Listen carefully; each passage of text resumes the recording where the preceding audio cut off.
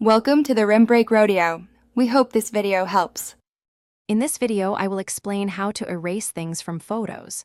First, identify the unwanted element in your image. Next, select a suitable tool like the spot healing brush or content-aware fill. Carefully outline the object you wish to remove, paying close attention to its boundaries.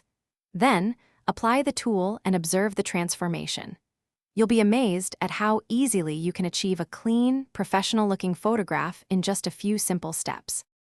Many powerful tools can help you achieve flawless photo edits. For tiny distractions, the spot healing brush is incredibly effective, often requiring just one click.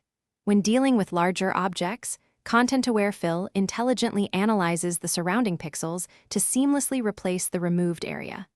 The clone stamp tool offers precise control, allowing you to manually paint over unwanted elements using sampled textures.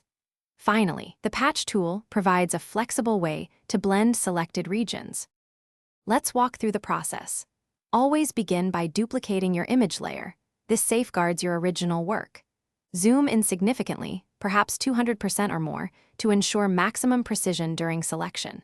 When using a brush-based tool, opt for a soft edge to create smoother, more natural transitions.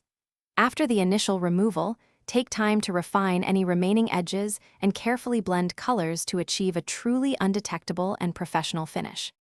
To achieve the best possible results, always work with high-resolution images. They offer more detail and flexibility. Instead of attempting one massive removal, make several smaller, precise adjustments. This approach often yields a much cleaner outcome. Crucially, pay close attention to how lighting and shadows interact with your edits to maintain realism. Consistent practice is key. The more you refine your skills, the more seamless your object removals will become.